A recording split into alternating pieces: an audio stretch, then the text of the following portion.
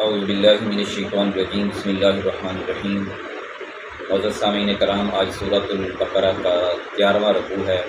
تذکرہ بنی اسرائیل کا چل رہا ہے۔ شان نزول مدینہ میں ہے، ہجرت کے بعد کے شروع کا دور ہے،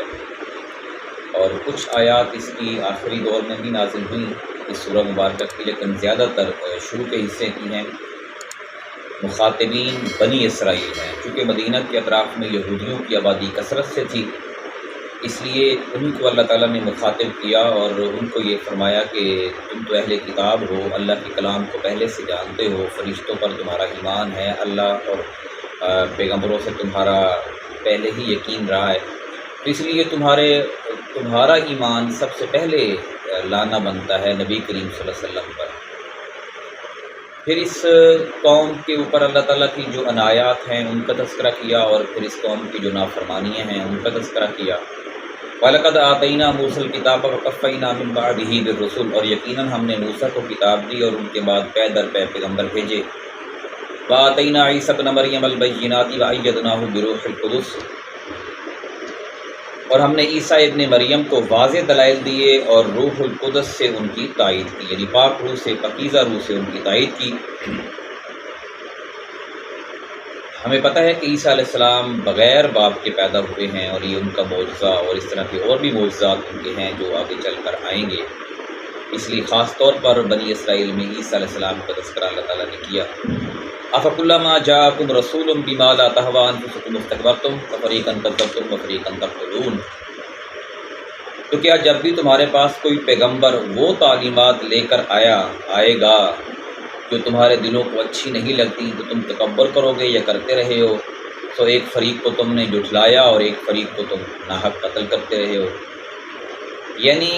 یہودیوں کو، بنی اسرائیل کو اللہ نے یہ مخاطب کر کے فرمایا کہ جو بھی پیغمبر آتا رہا ہے اور جب اس نے کوئی ایسی بات کی جو تمہارے دل کو اچھی نہیں لگی، حالانکہ وہ تمہاری کتاب میں پہلے سے موجود تھیں، تو تم نے بجائے اس کے کہ وہ اس کی بات کو مانتے، سرنڈر کرتے، اللہ تعالیٰ کی رضا کے لیے اپنے ذہن کو جھکا دیتے، لیکن تم نے تکبر کیا کہ یہ تو ہم نے ماننا ہی نہیں ہے، اور تم نے بہت سارے پیغمبروں کو جھٹلایا اور بہت ساروں کو تم نے قتل بھی کیا۔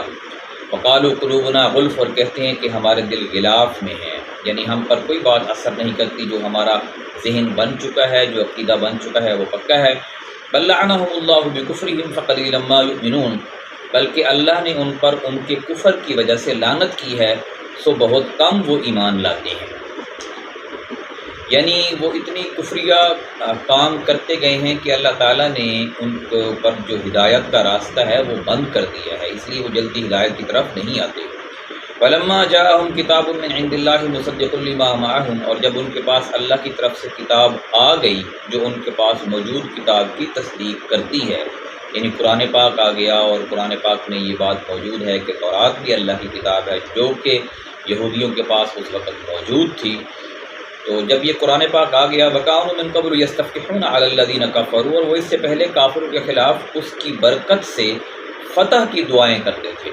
وہ کافروں کو یہی کہتے تھے کہ ایک نبی آئے گا اور اس کے اوپر کتاب نازل ہوگی، اور اس نبی کے ساتھ مل کر ہم تمہارے ساتھ جنگ کریں گے اور تمہارے اوپر غلبہ کریں گے۔ بالخصوص یہ باتیں وہ اہل جو یثرب ہے یا اہل علاقہ ہے یا اہل حجاز ہے، سب کے ساتھ یہ کرتے تھے۔ فلما جاءهم ما عرفوا كفروا به فلعنۃ اللہ علی الکافرین، پھر جب ان کے پاس وہ چیز پہنچ گئی جسے وہ پہچانتے ہیں تو انہوں نے اس کا انکار کر دیا، سو انکار کرنے والوں پر اللہ کی لعنت ہو۔ یعنی جب نبی کریم صلی اللہ علیہ وسلم کو اللہ تعالیٰ نے نبوت عطا کر دی اور وہ نبی کریم صلی اللہ علیہ وسلم سے مل کر انہوں نے پہچان بھی لیا، اور انہوں نے قرآن سن کر بھی یہ پہچان لیا کہ یہ واقعی اللہ کی کتاب ہے، اور پھر جان بوجھ کر پھر انہوں نے انکار کر دیا، تو اللہ تعالیٰ نے کہا کہ ایسے لوگوں پر لعنت ہے۔ بئس ما اشتروا به انفسهم، بہت بری ہے وہ چیز جس کے بدلے انہوں نے اپنے آپ کو بیچ دیا، یعنی اپنی ذہنی خواہشات کے پیچھے چلتے رہے اور حق بات کو انہوں نے نہ اپنایا۔ ان یکفروا بما انزل اللہ بغیا ان ینزل اللہ من فضلہ علی من یشاء من عبادہ، یہ کہ وہ اللہ کی نازل کردہ کتاب محض اس حسد کی وجہ سے انکار کرتے ہیں کہ اللہ اپنے بندوں میں سے جس پر چاہا اپنا فضل نازل کر دے۔ یعنی چونکہ یہ کتاب نبی کریم صلی اللہ علیہ وسلم پر نازل ہوئی، تو اس لیے وہ حسد کرنا شروع ہو گیا کہ یہ ہماری قوم میں سے تو ہے نہیں، یہ تو قریش میں سے ہیں، مکہ کے لوگوں میں سے ہیں، اس لیے انہوں نے انکار شروع کر دیا۔ اور اگر یہی کتاب ان کے کسی بندے پر نازل ہوتی، ان کے کسی بندے کو اللہ تعالیٰ پیغمبر بناتا، تو انہوں نے بھاگ کے اس کے پیچھے چل پڑنا تھا۔ یعنی یہ حسد تھا، یہ بغض تھا کہ ہماری قوم میں سے کیوں نبی کیوں نہیں آیا۔ فباؤ بغضب اعلیٰ غضب وللکافرین عذاب مہین، سو وہ غضب پر غضب لے کر لوٹے اور کافروں کے لیے رسوا کن عذاب ہے۔ وَإِذَا قِيلَ لَهُمْ آمِنُوا بِمَا أَنزَلَ اللَّهُ قَالُوا نُؤْمِنُ بِمَا أُنزِلَ عَلَيْنَا وَيَكْفُرُونَ بِمَا وَرَاءَهُ، اور جب ان سے کہا جاتا ہے کہ اس کتاب پر ایمان لاؤ جو اللہ نے نازل فرمائی ہے، تو کہتے ہیں کہ ہم تو اس کتاب پر ایمان لاتے ہیں جو ہم پر اتاری گئی ہے، یعنی ہم تورات کو مانتے ہیں، اس کے علاوہ ہم کسی کو نہیں مانتے۔ وَيَكْفُرُونَ بِمَا وَرَاءَهُ، اور اس کے علاوہ سب انکار کرتے ہیں۔ وَهُوَ الْحَقُّ مُصَدِّقًا لِمَا مَعَهُمْ، حالانکہ وہ کتاب برحق ہے، ان کے پاس موجود کتاب کی تصدیق کرتی ہے۔ یعنی جو احکامات تورات کے اندر موجود ہیں وہی قرآن کے اندر موجود ہیں۔ سب کتابوں میں ہر دور کے نبی نے یہی بات کہی ہے کہ تم اللہ کے ساتھ کسی کو شریک نہ کرو، وہی تمہارا اکیلا خالق، مالک اور رب ہے، اسی کی عبادت کرو اور اس کی عبادت میں کسی کو شریک نہ کرو، اور اس کے بندوں کے ساتھ حسن سلوک سے پیش آؤ، نماز قائم کرو، زکوٰۃ ادا کرو، اور یہ ساری چیزیں ہر کتاب میں موجود ہیں اور شروع سے ہی چلتی آ رہی ہیں۔ کوئی قرآن کوئی نیا دین نہیں ہے کہ جس کا آغاز نبی کریم صلی اللہ علیہ وسلم نے کیا ہو، چونکہ اس سے آپ صلی اللہ علیہ وسلم کی بعثت کے وقت دین میں بہت ساری تبدیلیاں لوگوں نے کر لی تھیں، اس لیے آپ صلی اللہ علیہ وسلم جب قرآن کو پیش کرتے تو وہ بہت ساری جو چیزیں نسل در نسل وہ اسلام سے اپنے آپ کو پھیر چکے تھے تو وہ ان کو نہیں لگتی تھی، حالانکہ وہ تورات کے اندر موجود تھیں، اور بہت ساری انہوں نے تورات کے اندر وہ چیزیں چھپا دی تھیں جو اصل میں قرآن میں مطلب ہے کہ اللہ تعالیٰ نے دوبارہ ان کو یاد دہانی کرائی۔ قُلْ فَلِمَ تَقْتُلُونَ أَنْبِيَاءَ اللَّهِ مِنْ قَبْلُ إِن كُنتُم مُّؤْمِنِينَ، اللہ نے فرمایا کہ اگر تم واقعی تورات کو ماننے والے ہو تو پھر تم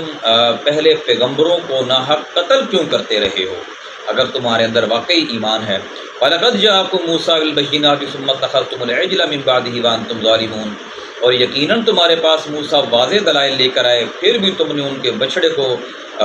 معبود بنا لیا اور تم ظالم تھے، یعنی بچڑا بنایا وہ جو ان کی قوم میں سے ایک شخص نے، اور تم نے اسی کو ہی معبود بنا ڈالا، اور حالانکہ تم دعویٰ کرتے ہو کہ تم تورات کے ماننے والے ہو۔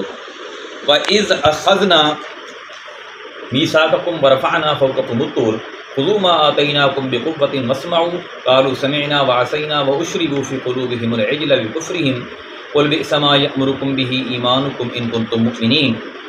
اور اس وقت کو یاد کرو جب ہم نے تم سے پختہ عہد لیا اور تمہارے اوپر طور پہاڑ کو بلند کر دیا، یعنی یہ بات پہلے بھی گزر چکی ہے کہ نبی حضرت موسیٰ علیہ السلام نے جب اپنی قوم سے عہد لیا تو طور کا جو پورا پہاڑ تھا وہ اللہ تعالیٰ نے ان کے سروں پر لا کھڑا کیا اور ان سے پختہ عہد لیا کہ تم اس کتاب کو پکڑو گے، یاد رکھو گے اور اس کے مطابق عمل کرو گے۔ خُذُوا مَا آتَيْنَاكُمْ بِقُوَّةٍ وَاسْمَعُوا، ہم نے تم جو دیا ہے اسے مضبوطی سے پکڑو اور سنو۔ قَالُوا سَمِعْنَا وَعَصَيْنَا، وہ کہنے لگے کہ ہم نے سن لیا اور مانیں گے نہیں۔ وَأُشْرِبُوا فِي قُلُوبِهِمُ الْعِجْلَ بِكُفْرِهِمْ، اور ان کے کفر کی وجہ سے ان کے دلوں میں بچڑے کی محبت ڈال دی گئی تھی جس کی وہ پوجا کرتے تھے۔ قُلْ بِئْسَ مَا يَأْمُرُكُمْ بِهِ إِيمَانُكُمْ إِن كُنتُم مُّؤْمِنِينَ، آپ فرما دیجئے کہ بہت بری ہے وہ چیز جس کا تمہیں تمہارا ایمان حکم دیتا ہے اگر تم مومن ہو۔ قُلْ إِن كَانَتْ لَكُمُ الدَّارُ الْآخِرَةُ عِندَ اللَّهِ خَالِصَةً مِّن دُونِ النَّاسِ فَتَمَنَّوُا الْمَوْتَ إِن كُنتُمْ صَادِقِينَ۔ ایک اور بات یہاں پہ اللہ نے فرمائی، یہودی کہتے تھے کہ ہم تو اللہ تعالیٰ کے خاص بندے ہیں، اس لیے ہمارے ہاں جب بھی کوئی فوت ہوگا تو وہ ڈائریکٹ جنت میں جائے گا۔ اللہ تعالیٰ نے فرمایا کہ آپ صلی اللہ علیہ وسلم فرما دیجئے کہ اگر آخرت کا گھر خالص اللہ کے یہاں صرف تمہارے لیے ہے، دوسرے لوگوں کے لیے نہیں، تو تم موت کی تمنا کرو اگر تم سچے ہو، یعنی تمہارے اگر سارا جو جنت ہے اور سارا سکون ہے ہی تمہارے لیے تو پھر تمہیں جلدی موت کی تمنا کرنی چاہیے۔ پہلے یہ تمنا ہوا ہرگز موت کی تمنا نہیں کریں گے، اس وجہ سے ان اعمال کی وجہ سے جو ان کے ہاتھوں نے آگے بھیجے ہیں، اور اللہ ظالموں کو خوب جانتا ہے، یعنی دلی طور پر ان کو پتہ ہے کہ ہمارے ساتھ کیا ہونے والا ہے، اس لیے جلدی موت کی تمنا بھی نہیں کریں گے۔ ان میں سے کوئی شخص مرنا نہیں چاہتا۔ وَلَتَجِدَنَّهُمْ أَحْرَصَ النَّاسِ عَلَىٰ حَيَاءٍ، آپ انہیں عام لوگوں سے وَمِنَ الَّذِينَ أَشْرَكُوا، اور شرک کرنے والوں سے بھی زیادہ زندگی کا حریص پائیں گے۔